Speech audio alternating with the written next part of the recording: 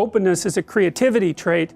It's also associated with intelligence, in that intelligent people, and I'm speaking technically of IQ, tend to be higher and tend to be more creative, which is hardly surprising.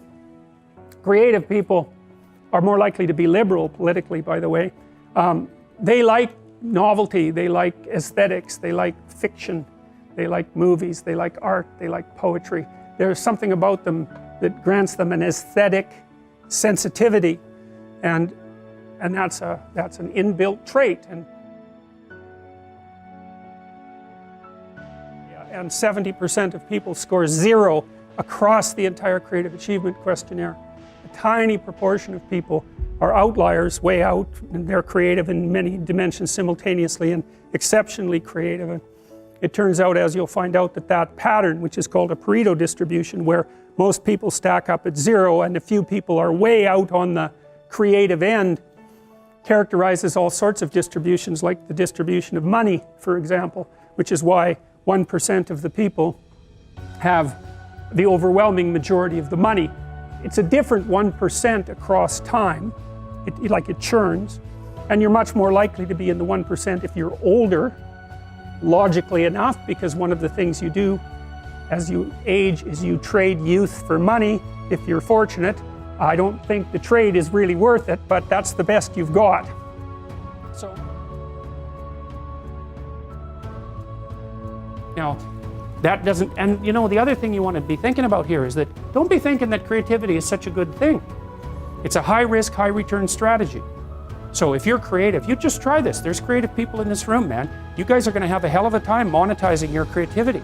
It's virtually impossible. It's really, really difficult because, first of all, let's say you make an original product. You think the world will beat a pathway to your door if you build a better mousetrap. It's like, that's complete rubbish. It isn't true in the least.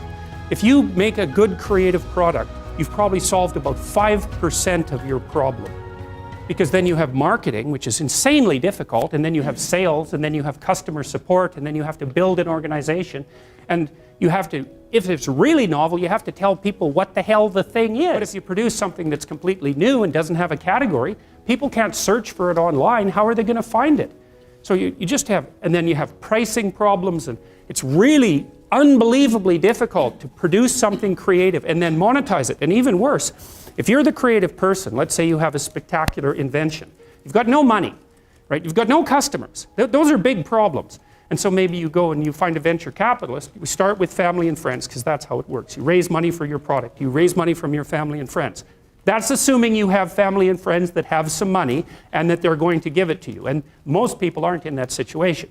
So it's a terrible barrier right off the bat. And then, of course, you're putting your family and friends at substantial financial risk, because the probability that your stupid idea is going to make money is virtually 0, even if it's a really brilliant idea. And so then let's say, well, you get past family and friends and you get venture capitalists involved position.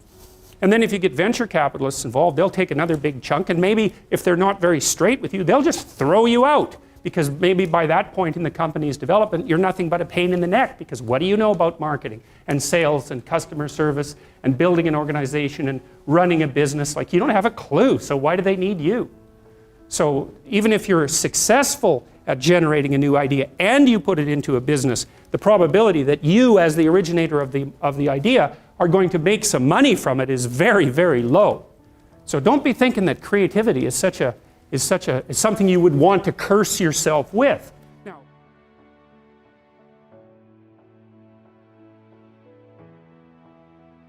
still trying to do is to get millions of people to become really attentive. Attention without intention, simply. Intense attention, without any intention, not towards anything, simply attentive. If this one thing people do, every human being will be able to be very multi-dimensional. Creativity is very much possible. It's not that they have to practice, they have to do this or that. What is lacking in human being is attention. So what is taking away human attention is simply their own cerebral activity. People do not know how to handle their memory and their attention separately. Their memory always floods into their attention and clouds it all the time. This memory, this clouding of the memory, people may call as thought or emotion or whatever else they like to, but essentially it is the accumulated memory which interferes with one's attention.